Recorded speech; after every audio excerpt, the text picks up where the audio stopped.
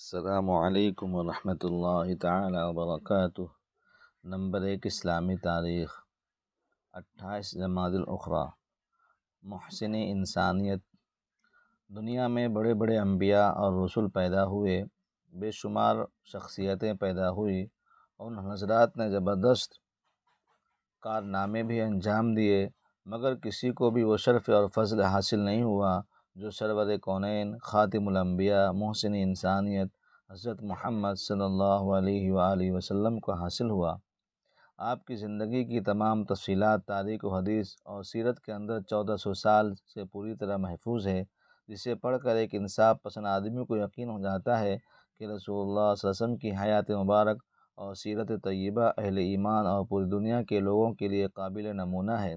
حضور کی پوری زندگی قرآن کی عملی تفسیر ہے اور حیات طیبہ کا ہر زندگی گزارنے کے لیے روشن راہ ہے۔ آپ کی سیرت مبارکہ زندگی کے تمام شعبوں پر محیط ہے۔ صحابہ کرام کے ساتھ تعلقات میں بے تکلفی، اپنے اور غیروں کے درمیان انصاف، اجنبیوں اور رشتہ داروں کے ساتھ مساوات اور تمام جانداروں کے ساتھ حسن سلوک آپ نے کیا ہے۔ رہتی دنیا تک اس کی مثال نہیں مل سکتی۔ غرض آپ کی زندگی کا کوئی بھی شعبہ ایسا نہ تھا جو اللہ تعالیٰ کی مرضی اور قرآن کریم کی ہدایت کے مطابق نہ ہو، اور دنیا انسانیت کے لیے ایک جامع اور مکمل نمونہ کی حیثیت رکھتا نہ ہو۔ نمبر 2، حضور کا معجزہ، راستے سے خوشبودار ہو جانا۔ حضرت جابر رضی اللہ عنہ بیان کرتے ہیں کہ رسول اللہ صلی اللہ علیہ وسلم جب بھی کسی راستے سے گزرتے اور کوئی شخص آپ کی تلاش میں جاتا تو وہ خوشبو سے پہچان لیتا کہ آپ اس راستے سے تشریف لے گئے ہیں۔ یہ خوشبو عطر وغیرہ لگائے بغیر خود آپ کے بدن مبارک سے آتی تھی۔ نمبر 3، ایک فرض کے بارے میں۔ قرآن میں اللہ تعالیٰ فرماتا ہے، چند وارثوں کے حصول کا ذکر کرنے کے بعد فرمایا، یہ سب ورثے کے حصوں کی تقسیم ہے، میت کی وصیت کی ہوئی چیزوں کو پورا کرنے اور قرض ادا کرنے کے بعد کی جائے گی۔ فائدہ، میت نے اگر کسی کے حق میں کچھ وصیت کی ہو تو میت کے قرضوں کی ادائیگی کے بعد اور وارثوں کو ان کا حصہ دینے سے پہلے میت کے چھوڑے ہوئے مال کے تہائی حصے سے وصیت پوری کرنا واجب ہے۔ نمبر 4، ایک سنت کے بارے میں۔ صبح شام کی دعا۔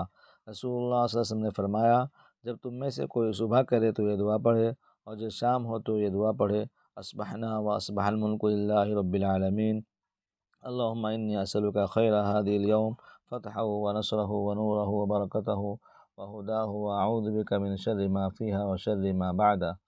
نوٹ، شام کو بھی یہ دعا پڑھے، اصبحنا و اصبح الملک للہ رب العالمین۔ نمبر 5، ایک عمر کی فضیلت، روزہ رکھنے کا انعام۔ رسول اللہ نے فرمایا، جو شخص اللہ تعالیٰ کی رضا کے لیے ایک دن کے لیے روزہ رکھے، اللہ تعالیٰ اس کو جہنم سے 70 سال کی مسافت کے مقدر دور فرما دیتے ہیں۔ نمبر 6، گناہ کے بارے میں۔ قرآن میں اللہ تعالیٰ فرماتا ہے، جو لوگ اللہ سے پختہ ارادہ کرنے کے بعد توڑ ڈالتے ہیں اور جن تعلقات کے جوڑنے کا اللہ نے حکم دیا ان کو توڑتے ہیں اور زمین میں فساد پھیلاتے ہیں، انہی لوگوں پر اللہ کی پھٹکار ہوگی اور آخرت میں ان کے لیے بڑی خرابی ہوگی۔ نمبر 7، دنیا کے بارے میں۔ قرآن میں اللہ تعالیٰ فرماتا ہے، جب اللہ تعالیٰ انسان کو آزماتا ہے تو اس کو ظاہراً مال و دولت دے کر اس کا اکرام کرتا ہے تو فخر سے کہنے لگتا ہے کہ میرے رب نے میری قدر بڑھا دی، حالانکہ یہ اس کی طرف سے اس کی آزمائش کا ذریعہ ہے، کیونکہ جتنا زیادہ مال ہوگا قیامت کے حساب بھی اتنی ہی پریشانی ہوگی۔ نمبر 8، آخرت کے بارے میں۔ نیک اولاد کا فائدہ۔ رسول اللہ نے فرمایا، جنت میں آدمی کے درجات بلند کیے جائیں گے تو وہ کہے گا، مجھے یہ مرتبہ کیسے مل گیا؟ پھر اسے بتایا جائے گا کہ یہ مقام تم کو تمہارے اولاد کے استغفار کرنے کی وجہ سے ملا۔ نمبر 9، طب نبوی سے علاج، بخار کا علاج۔ رسول اللہ صلی اللہ علیہ وسلم نے فرمایا، جسے بخار آ جائے وہ 3 دن غسل کے وقت یہ دعا پڑھے تو اسے انشاءاللہ شفا حاصل ہوگی۔ بسم اللہ، اللہم انما اغتسلت رجاء شفائک وتصدیق نبیک محمد۔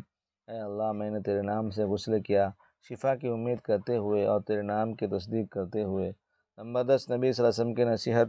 رسول اللہ نے فرمایا، اللہ آخرت کے دن پر ایمان لانے والے کسی عورت کے لیے بات جائز نہیں وہ کسی مرنے پر 3 دن سے زیادہ شوق منائے، البتہ اگر اس کے شوہر کا انتقال ہو جائے تو اس کی موت پر 4 مہینے 10 دن تک شوق منانا چاہیے۔